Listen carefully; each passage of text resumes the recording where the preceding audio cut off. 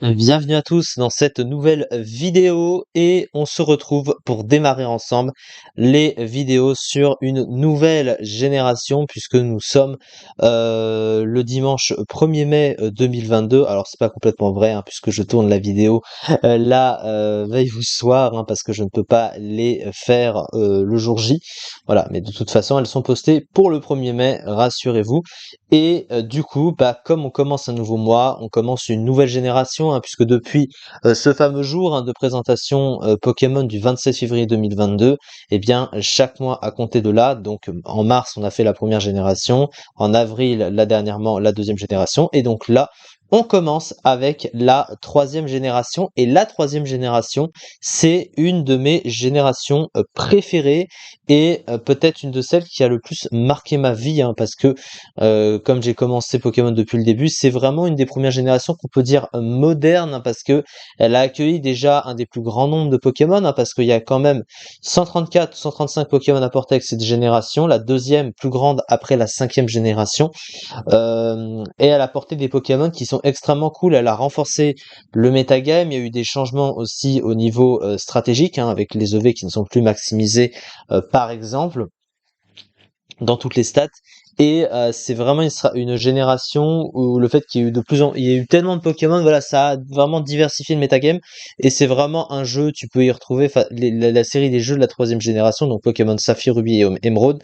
Surtout Emerald, hein, tu peux y rejouer comme tu veux, autant que tu veux. C'est vraiment des jeux qui ne vieillissent pas, qui sont vraiment excellents. La troisième génération, c'est vraiment une génération que j'adore. Là, ma deuxième préférée, la première étant la quatrième génération évidemment. Et du coup, étant donné qu'on commence une nouvelle génération, eh bien on commence avec les starters, hein, ça me paraît évident. Et du coup, bah, c'est la seule fois où je ne vais faire qu'une seule analyse par jour parce qu'il y a tellement de Pokémon en troisième génération que bah, il n'y aura pas qu'une seule analyse par jour, mais après les starters, hein. Donc ça veut dire que aujourd'hui on fait le premier et ensuite du coup lundi et mardi, on fera les deux autres et ensuite on fera des analyses normales. Et en général, il y aura pas qu'une seule, il y aura toujours au moins plus qu'une analyse par jour, d'après ce que j'ai calculé, pour faire tenir ça sur tout le mois de mai, pour parler entièrement de la troisième génération pour ce mois de mai. Et peut-être que j'envisagerai de faire d'autres petites choses sur ce mois. Je ne sais pas encore si je vais vraiment le faire. En tout cas, c'est pas encore sûr. Mais voilà, je me le garde dans un coin de ma tête. Et du coup, on va commencer avec les starters. Et le premier, donc c'est toujours dans l'ordre, hein. D'abord le starter de type plante, ensuite de type feu, ensuite de type eau, parce que peu importe la génération de Pokémon, ça fonctionne toujours comme ça. Donc les starters sont les Pokémon de base qu'on te propose. Et le professeur Seko te donne le choix entre Arco, Poussifeu, pardon, et Gobu. Et le premier du coup c'est Arco, le type plante du coup, et la forme finale, donc du coup Arco qui évolue en Masco, puis ensuite en Junko, et Junko est le premier Pokémon dont on va parler. Et on peut le dire, même si c'est pas vraiment une grosse surprise, en stratégie, Junko est de très loin le plus mauvais des trois starters de la troisième génération. C'est même par extension une des plus mauvaises formes finales de starter du jeu, un peu avant Meganium, hein, clairement, parce que c'est un Pokémon qui est mauvais et qui à chaque génération n'a fait que baisser en fait finalement. Mais on va en parler évidemment dans cette vidéo, et du coup demain on fera Brazegali et après-demain Lagron évidemment. Alors Junko, qu'est-ce que c'est du coup en stratégie? Donc comme je l'ai dit, c'est l'évolution de Masco et Arco. Il a un type plante pure, alors c'est la seule forme finale de la troisième génération à avoir un type pur, donc du coup le type plante pure, et c'est pas incroyable. Alors le type plante, pourquoi c'est pas incroyable? Aussi bien défensivement qu'offensivement. Alors défensivement, ce qu'il y a de bien, c'est que le type plante apporte des résistances qui sont très rares et surtout très utiles, hein, au type électrique, sol et eau. Mais malgré ce stock de résistance, il y a 5 faiblesses extrêmement dérangeantes, à part peut-être celle au type poison, mais globalement, ces 5 faiblesses, un des plus grands nombres de faiblesses que possède un type dans le jeu, à égalité avec le type roche, avec des faiblesses insectes, donc à demi-tour, pardon, au type feu, du coup, qui est un des 3 types servant à passer le type acier. Le type vol, c'est un type qui est tout le temps vu, évidemment. Et le type glace, c'est un type offensif très fort et très souvent vu pour passer les dragons, les types sol, etc., etc. Et du coup, c'est pour ça Excusez-moi, je vais y arriver. Que le type plante n'est pas incroyable défensivement. Et offensivement, c'est un des plus mauvais types offensifs du jeu. À lui tout seul, le stab est résisté par pas moins de 40% du jeu, hein, à peu de choses près. Il y a beaucoup de types qui résistent à ça, hein, le type feu, le type insecte, le type dragon, le type acier. Donc là, c'est le meilleur type défensif du jeu. Le type poison également. Il y a 463 Pokémon dans le jeu qui résistent à eau, sol, stab, plante, donc c'est vraiment très limité. Et en plus de ça, il n'y a pas de double stab, ce qui fait qu'il est restreint à utiliser qu'un seul stab et qui est vraiment pas fou offensivement. Alors après, il y a d'autres Pokémon, d'autres starters.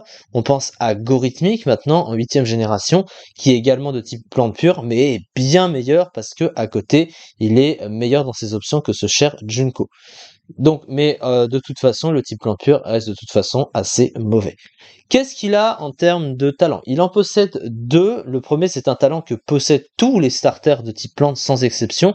Engrais. Alors, engrais, qu'est-ce que ça fait? Ça augmente de 50% la puissance des attaques de type plante du Pokémon s'il tombe à moins d'un tiers de sa barre de vie, mais c'est rarement utilisé parce que, bah, en fait, ça profite d'un stab qui est déjà pas fort offensivement, et bah, en fait, il aurait à la rigueur préféré un double type parce que ça lui aurait apporté bah, un stab supplémentaire et surtout des résistances supplémentaires sur un type qui est de base vraiment pas très fort. Mais en Grèce, ça ajoute de la puissance à un type qui est pas bon offensivement. Donc au final, ça profitera d'une puissance qui est de toute façon très limitée. Donc ça change pas grand-chose au fait de spammer des attaques déjà du staff que tu as, puisque c'est le seul qu'il possède. Donc c'est assez rarement vu de toute façon. Après, c'est une des rares options qu'il possède, donc tu peux pas vraiment faire grand-chose de plus. Son talent caché, c'est Unburden. Alors, ça veut dire délestage en français. C'est un talent qu'on connaît avec Brutalibré, hein, évidemment. Qu'est-ce que ça fait? En gros, ça double la vitesse du Pokémon s'il perd l'objet qu'il tenait au début du combat. C'est un talent qui est pas vraiment adapté à ce genre de Pokémon pour la simple et bonne raison que sa meilleure statistique, pardon, c'est la vitesse. Donc, il profiterait pas vraiment d'une statistique de vitesse doublée parce qu'il a déjà un speed qui est bon. Il aurait préféré plutôt un talent caché qui puisse pallier un peu à ses problèmes de stratégie tout simplement. Je sais pas, peut-être que Chlorophylle, on aurait pu au moins le jouer sous le soleil, même si ça double la vitesse, au moins il aurait eu un coverage feu, donc voilà, ça n'aurait pas été si pire non plus.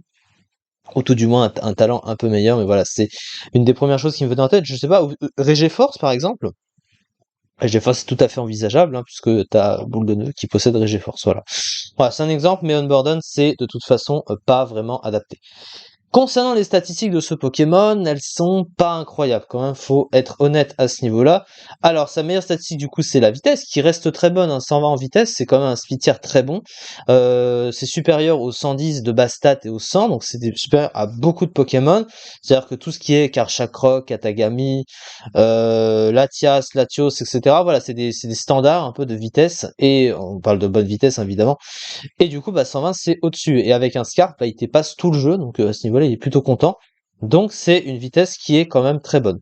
Mais le reste des stats est vraiment pas incroyable. Clairement, il a 105 en attaque spéciale, c'est correct, mais c'est pas incroyable, hein, ça c'est clair.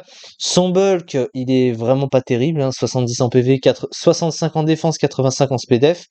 En plus, il tank vraiment presque rien sur le physique, donc ça c'est compliqué aussi. Et il a une attaque de 85, ce qui le rend pas vraiment versatile, alors que, gros problème de son move pool qu'on va voir juste après, il possède plus d'options offensives physiques que spéciales. Donc, c'est la cohérence du jeu qui veut que au final ce soit pas assez intéressant de le jouer sur le physique, alors que il a une meilleure attaque spéciale et au final, bah, il a pas tant d'options que ça à ce niveau-là. Alors au niveau du move pool justement, eh bien le move pool de ce Pokémon est très limité.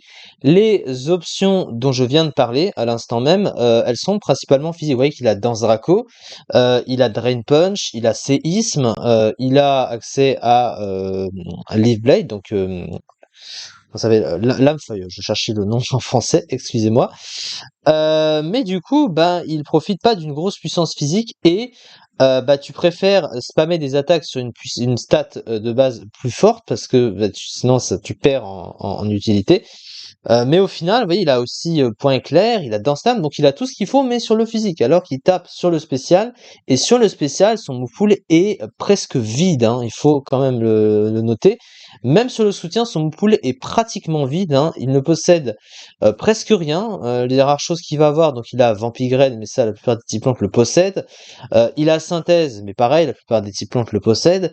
Et pratiquement rien autour, à part des attaques de type plante. Ça veut dire que sa meilleure statistique offensive ne profite de pas grand chose. Ah, il a quand même Exploforce, mais Exploforce, le gros souci, c'est que ça n'a pas beaucoup de points de puissance et c'est peu précis. Donc t'as vraiment pas.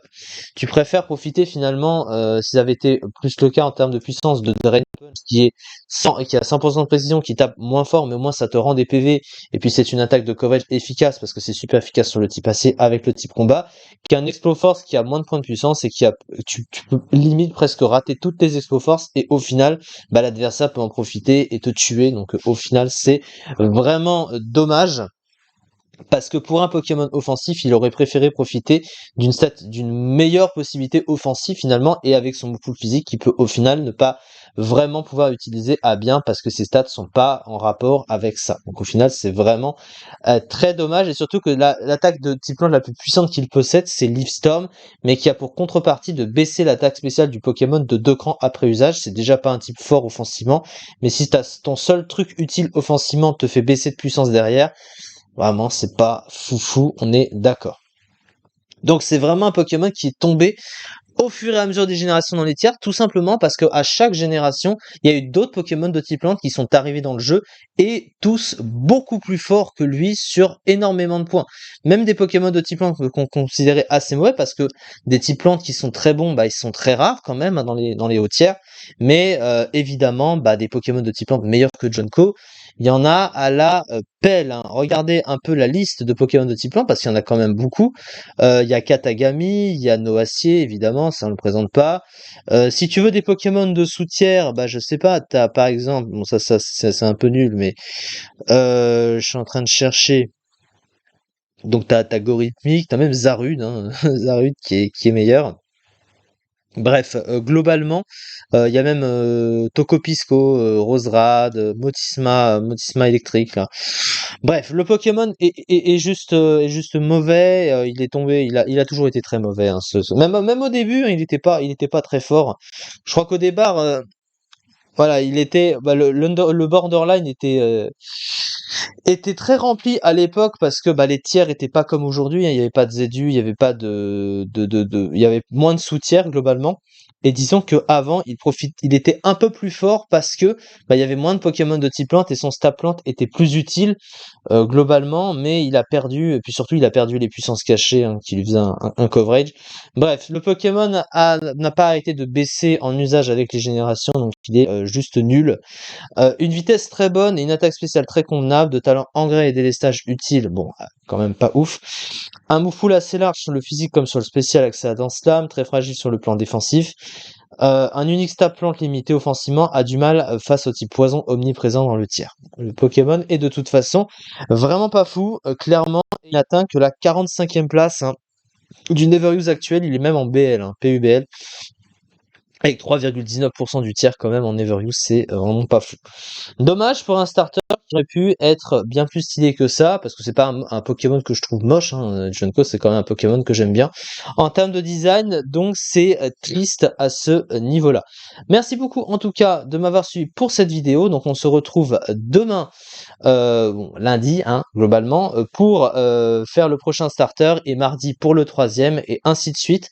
Et il y aura également la tier list, hein, sur les Pokémon de la 3e génération, parce que là aussi je fais une tier list sur sur mes préférences sur chaque génération en début de chaque mois, comme j'ai l'habitude de le faire.